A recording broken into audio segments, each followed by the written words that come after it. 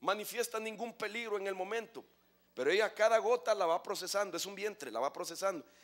Y el mecanismo que tiene es que lo va a devolver magnificado. Que Dios les ayude. Porque es tremendo, hermano. Ahora, cuando ya se llenó el límite de ella y cuando revienta, se pasa llevando a todos, a su esposo, a sus hijos, a sus pastores. Sí, de veras. Y manifiesta la parte fuerte del vaso frágil. Mire qué tremendo esto, ¿verdad? Pareciera una contradicción, pero manifiesta la parte fuerte del vaso frágil que es. Y la mujer tiene algo tan fuerte cuando ya explotó en ira, que es tan fuerte como Dios. ¿Y sabe cuál es la parte fuerte cuando explotó en ira? La voluntad de la mujer. La voluntad de la mujer es tan fuerte como la voluntad de Dios, de manera que ella se puede oponer aún hasta a Dios cuando ya reventó en ira. No oye consejos más.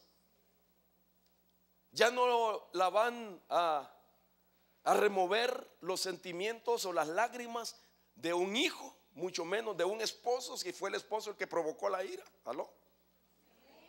Ay, así amén, dicen todas, ¿verdad? Gloria a Dios. Pero me doy a entender, ya ni sus sentimientos fueron afectados, porque ese es el campo vulnerable que la mujer debe de cuidar, hermano, porque la ira puede haber tomado quizás meses o años en acumularse. De manera que cuando explota, hermano, aquella persona, que el enemigo ya lo que hizo fue dejar que se desarrollara en vez de buscar ayuda. Realmente esto sucede por lo que dice la Biblia al principio, de que hay una enemistad, hermano, irreconciliable entre la mujer y la serpiente. ¿Cuánto tiempo esperó el enemigo para lanzarle el ataque a Adán? ¿Quién sabe cuánto tiempo, hermano? Porque sabía Satanás de que Adán en el huerto por sí mismo no iba a ser removido, porque él representaba un poder posicional. Pero la mujer representa otro poder que es tan fuerte como el posicional. Por ejemplo, el hombre dice: las cosas se van a hacer así porque así digo yo. Amén. Pero la mujer tiene otro poder. ¿Y usted sabe cuál es? Ayúdeme. ¿No sabe cuál es? A ver, ¿cuál? El poder de la influencia. El poder de la influencia de la mujer es tan fuerte como el poder posicional. Por eso la mujer, hermano, el hombre dice: así se hará. Y dice: no, así se hará y así se hará. Quiero roja la pared. Y dice la esposa: pero ¿cómo va a ser roja? Mira, qué feo se va a ver. Vaya pues, ponela como tú quieras. Y eso era lo que Satanás sabía. Sabía de que Adán había recibido instrucciones específicas como administrador del huerto, pero él esperó que sacaran a Eva de su costado, y que a través de ella mover al hombre. Por eso la mujer, hermano, debe de crecer en sabiduría por causa de la inteligencia que tiene. Porque las mujeres son bien inteligentes, hermano. Dele palmas al Señor. También los hombres, hermano. También nosotros, aleluya. La mujer es matemática. La mujer es verbal.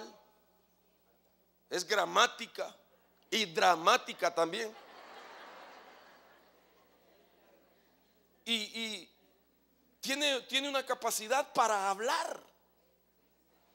Tiene capacidad, hermano, para hablar. Por lo menos se dice 25,000 palabras en 24 horas, cuando el hombre solo habla 12,000. Cuando al hombre se le acabó las palabras, ellas todavía tienen. Y eso es un vientre también, la boca. Usted no sabe para dónde la llevo. Pero yo oí las profecías que Dios quiere liberar. Y va a liberar de ira, de amargura, de temor y de las cosas que Dios permita que hablemos. Este día es un día de liberación para usted. Bendito sea Dios para siempre. Entonces el diseño de ella, y mire hermanas, el enemigo conoce el diseño de la mujer. Y por eso que él, cuando quiere lanzar un ataque a una familia, él lo que hace muchas veces es utilizar a alguien dentro de la familia para que éste sea, sin saberlo él, como un vaso para que dañe a la mujer. La mujer opera diferente al hombre. Nosotros los hombres somos muy analíticos, analizamos las cosas. En cambio la mujer es emocional, es más fuerte en emociones ella. Cuando la mujer oye una palabra, no es tanto información de la que se está llenando, sino que se está llenando de la palabra, pero le está añadiendo, hermano, la parte emocional. En cambio nosotros los hombres tenemos que analizarlo todo. Somos analíticos, razonamos. Nosotros no entendemos mucho a la mujer cuando llega a expresarnos algo y que la mujer empieza. ¿Cómo empieza la mujer? Quiero hablar contigo. ¿Me puedes prestar un tiempo? Hermano, ni ha empezado a hablar y ya está llorando. Y nosotros los hombres lo que decimos: ya vienes otra vez. ¿Cuánto querés? Rápido, rápido.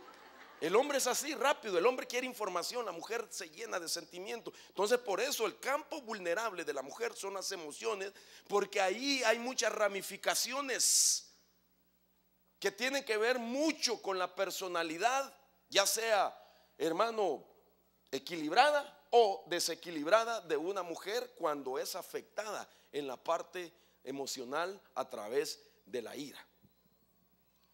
Porque el siguiente paso, cuando una persona cae en una ira, hermano, es que entonces esa misma ira lo conecta con la amargura. Y la amargura, usted sabe, es una unción diabólica. Hermana, y cuando hay una persona, mujer, ira más amargura, hermano, eso es terrible. Es una bomba de tiempo. Por eso usted no puede permitir que la amargura se incremente o que tenga el tiempo del proceso para desarrollarse. Cuando usted sienta emocionalmente una molestia y que sienta que la amargura está queriendo hacerle daño, renuncie en el nombre de Jesús.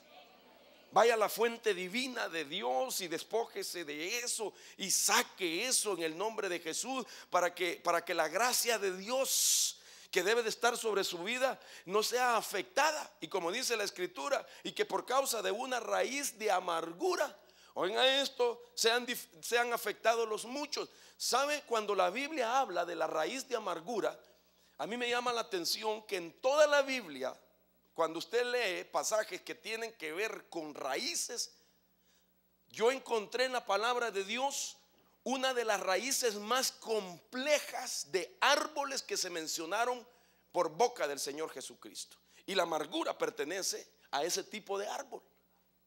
Por ejemplo, dijo el Señor, cuando los apóstoles le dijeron: increméntanos la fe, el Señor Jesús les dijo: si ustedes tuvieran fe como un grano de mostaza, le dirían a este árbol sicómoro: desarráigate y plántate en la mar. Cuando yo leía, hermano, se necesitaría fe para desarraigar a un árbol. Para desarraigar cualquier árbol, no mucho. Es cuestión de tecnología, de algún conocimiento, de usar algunas herramientas.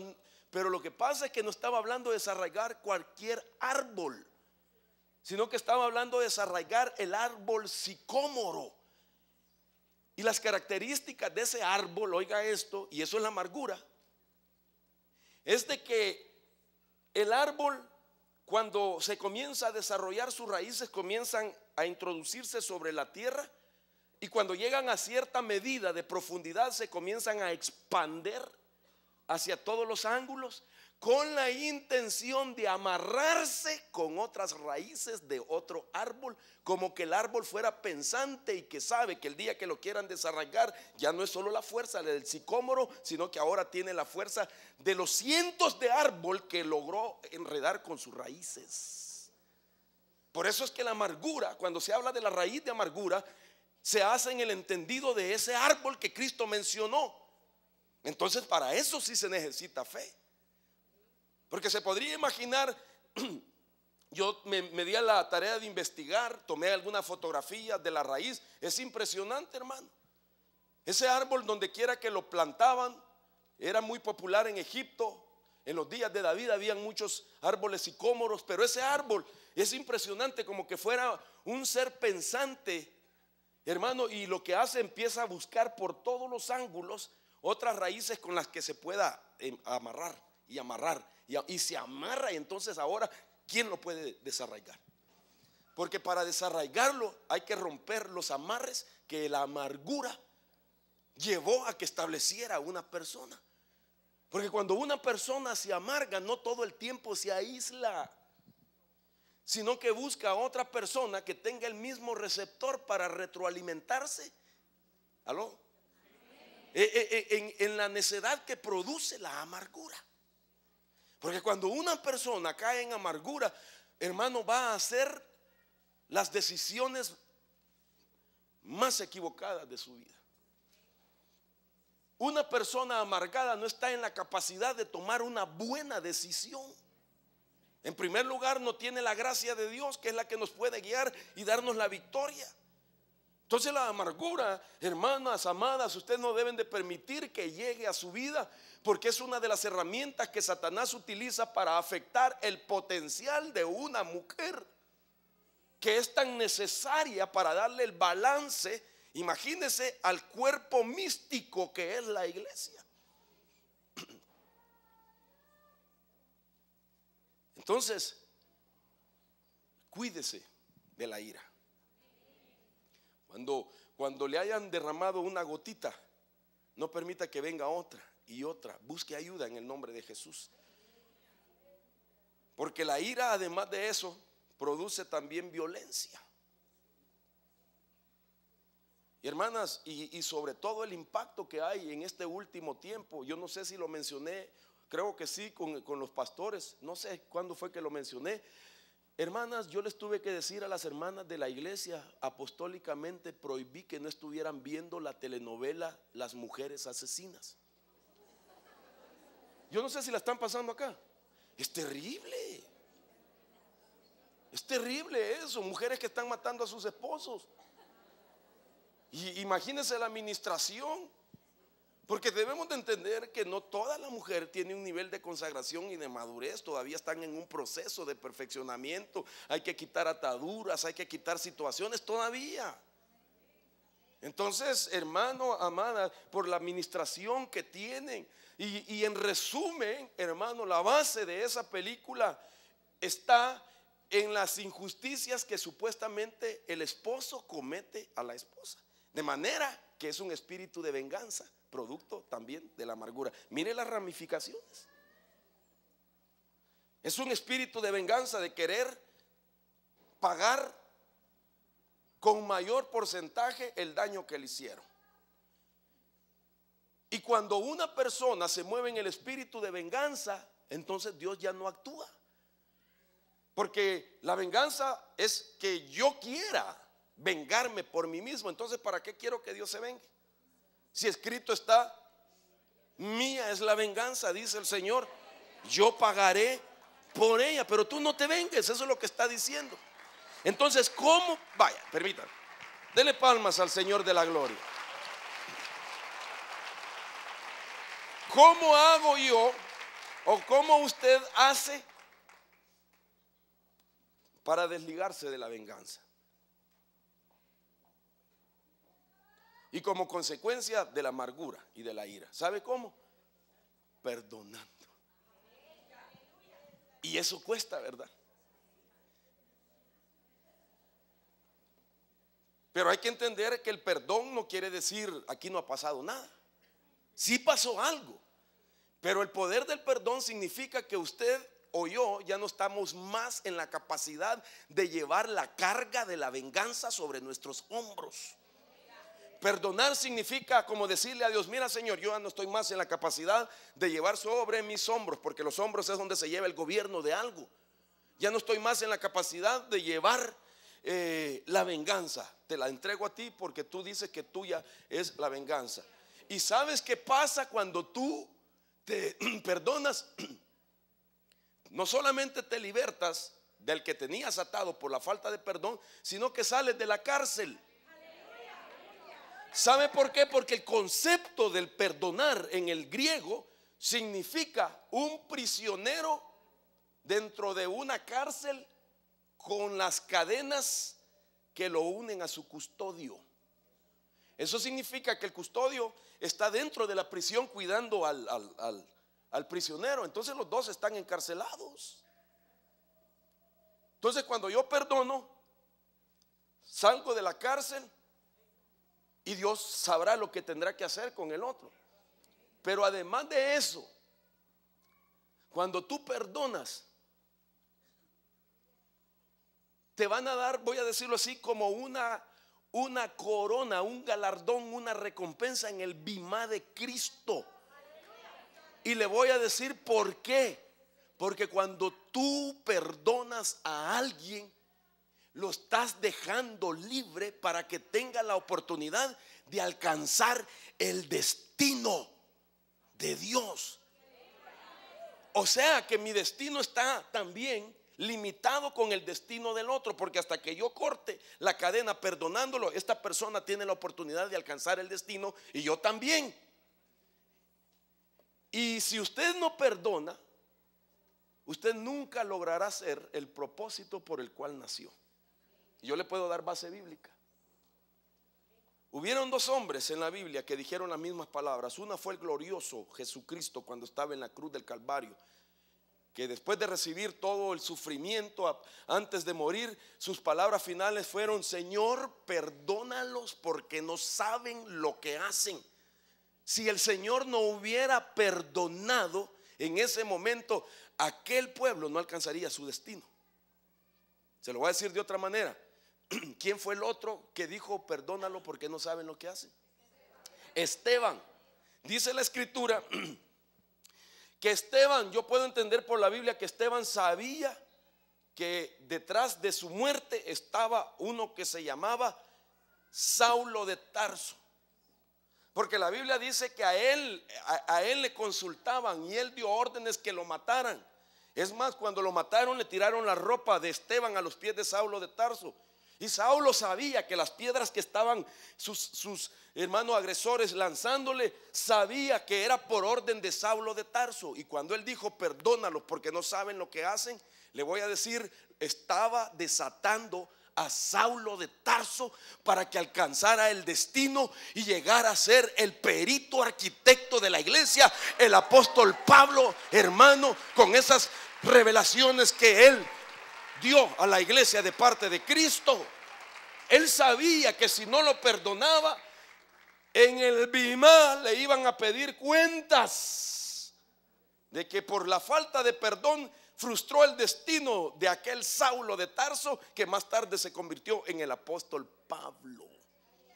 Entonces el perdón no solamente nos sana emocionalmente en nuestra alma, sino que define los destinos del ser humano.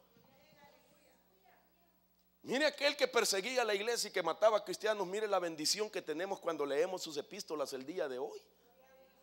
¿Qué podrá hacer, hermano, cuando nosotros aprendemos a perdonar? No solamente nos sanamos de la ira, nos sanamos de la amargura, nos sanamos de la violencia, hermano, de todas las cosas que van involucradas en los vientres de la mujer. Entonces, otra de las cosas que que por causa del diseño y de la facilidad para comunicar, es que un campo vulnerable en una mujer es que puede caer muy fácilmente en la murmuración. Y eso es tremendo, hermanos, porque es un vientre también. Entra por el oído y llega a las partes de la esfera del alma, toca las emociones de una persona y luego se convierte en la comunicadora, ya no exacto de lo que oyó, sino sumándole otra cosa más. Entonces quiere decir que cuando se practica eso, voy a decirlo con mucho temor, hermanas, en el amor del Señor quiero decírsela, aquella persona desde los ámbitos de los lugares celestiales, el segundo cielo, donde hay tráfico de espíritus de Dios y tráfico de espíritus de las tinieblas, desde ese segundo cielo vienen influencias sobre la persona que recibe una palabra negativa y que entonces comienza a procesarla para añadirle y declarar algo más. Entonces desde los cielos, el mundo espiritual de las tinieblas saben que abajo tienen un comunicador o una comunicadora para expresar la voluntad de ellos. Y una atmósfera, como he explicado en algunas ocasiones, lo que hace es lanzar una influencia desde los aires y esperan una voz de respuesta. La voz de respuesta es cuando aquella persona permite y contribuye a la influencia que está en el ambiente, de manera que cuando le responde a la influencia del espíritu atmosférico, entonces viene él y entra y establece un clima, ya no una atmósfera, sino un clima de murmuración que conlleva a la división y a la confusión, porque la mujer es un vientre. Esto es tremendo. Esto es bien, bien interesante, bien importante. Y Satanás sabía todo eso. Mire cómo le cambió el concepto a la mujer. Llegó primero a la mujer para después llegar al hombre. Y en el capítulo 3 de Génesis, el enemigo le cambia el concepto y le dice: así es que Dios les ha dicho que no toquen ni coman de este árbol. O sea, le cambió el concepto. Y vino la mujer, cayó en el engaño de él, y entonces respondió también con una información trastocada ya. Oigan esto. Eso significa de que rompió una unidad, y la única forma para mantener la gloria de Dios es estando en unidad. La palabra gloria o la presencia de Dios siempre busca la unidad, y la murmuración es la antítesis, es separar de la unidad. Cuando se separa, entonces se pierde la gloria. ¿Por qué? La Biblia en hebreo dice que la palabra gloria es kabod, en una de las palabras, la más común. Y kabod significa peso. Y un peso no puede ser peso si no hay densidad primero, ¿sí? Pero para que haya densidad tiene que haber unión de moléculas. Entonces las moléculas se tienen que unir, que nos representa a nosotros, formamos la densidad, y la densidad da el peso, y el peso es la gloria de Dios.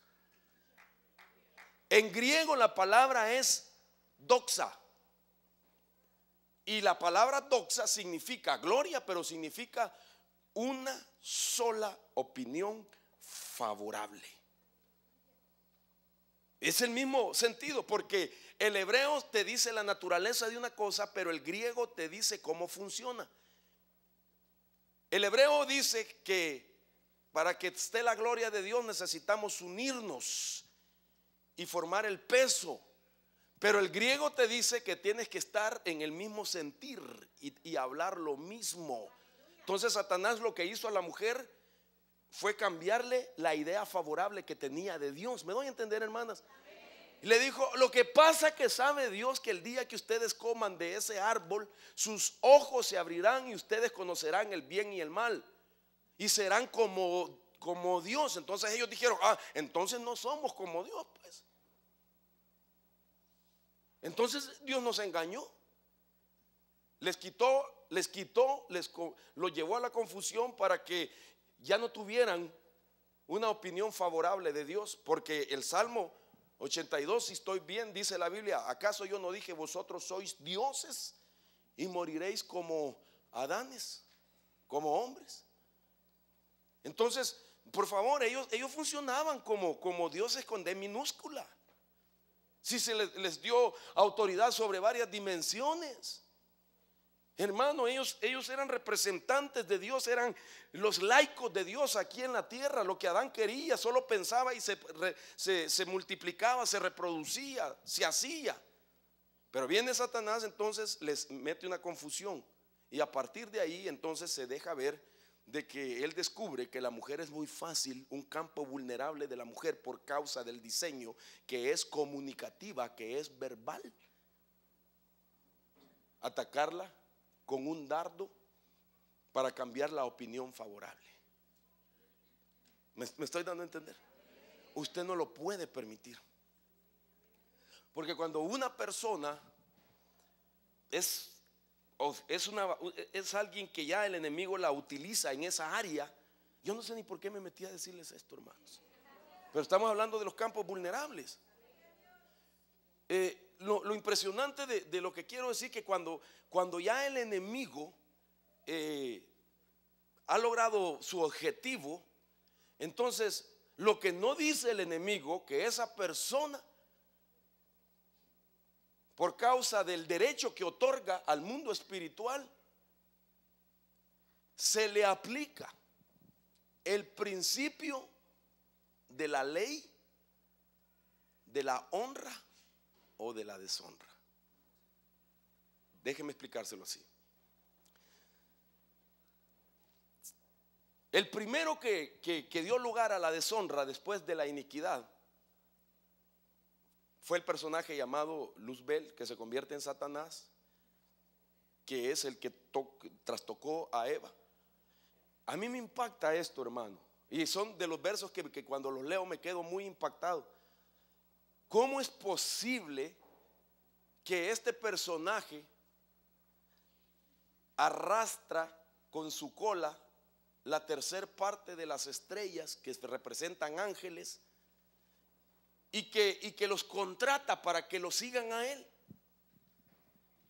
¿Cómo es posible que los ángeles le creyeron más al ser creado y no al creador? ¿Me capta lo que acabo de decir? ¿Cómo es posible que si los ángeles, la tercer parte, había sido creado por Dios, y también, hermano, Satanás, Luzbel, había sido creado por Dios, cómo es posible que le dio más oído a la creación en vez de oír al creador y